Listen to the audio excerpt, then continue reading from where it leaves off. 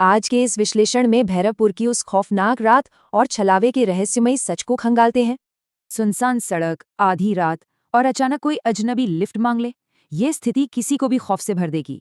लोक कथाओं में इसे छलावा कहते हैं, एक भटकाने वाली आत्मा जो पुराने पीपल के पास शिकार का इंतजार करती है। 24 साल के राहुल को भूतों पे रत्ती भर यकीन नहीं था। रात के 11 बजे थे और फोन डेड। तभी अचानक मूसलाधार बारिश शुरू हो गई और सड़क किनारे एक औरत सफेद साड़ी में बिल्कुल बुत बनी खड़ी थी।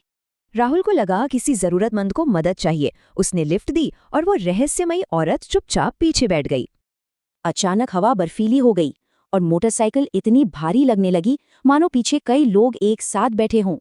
घबराकर राहुल ने पीछे मुड़कर कुछ पूछना चाहा, लेकिन उस अजीब औरत के होंठ बिल्कुल नहीं हिले। एकदम सन्नाटा। साइड मिरर में दिखा मंजर कंपा देने वाला था। उसका चेहरा पूरा काला था और आंखें एकदम सफेद, बेजान। और सबसे खौफनाक बात बताएं, उस रहस्यमयी औरत के पैर पूरी तरह से पीछे की तरफ उल्टे घुमे हुए थे। ब्रेक दबाने के बावजूद मोटरसाइकिल मानो अपने आप ही 80 की खौफनाक रफ्तार से हवा से बातें करने लगी। आसमान में बिजली कड़की और उसकी गर्दन खौफनाक तरीके से पूरे 360 डिग्री राहुल की तरफ घूम गई। राहुल जान बचाकर बाइक से कूदा, लेकिन वो जली हुई आत्मा पलक झपकते ही उसके पीछे आकर फुसफुसाने लगी।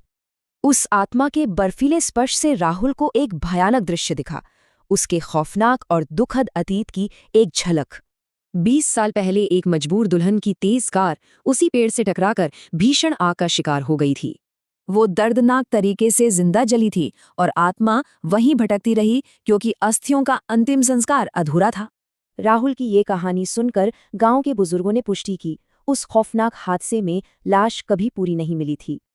अब सबसे बड़ा सवाल यही था कि आखिर इस पीड़ित आत्मा को हमेशा के लिए शांति कैसे दिलाई जाए।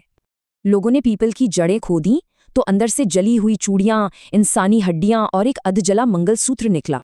फिर गांव के पंडित ने पूरे विधि विधान और मंत्रोच्चार के साथ उन बची हुई अस्थियों का अंतिम संस्कार पूरा किया।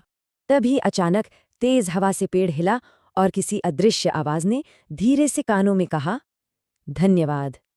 उस तड़पती आत्मा को आखिरकार शांति मिल गई। सफेद साड़ी वाली वो औरत फिर कभी उस सड़क पर नहीं दिखी। लेकिन किंवदंतियों की माने तो आज भी बारिश की रातों में कभी कभी एक धीमी खौफनाक हंसी वहां गूंज उठती है। तो सोचने वाली बात है, क्या ये खाली सड़कें अतीत का दर्द समेटे हैं या महज हमारे मन का डर?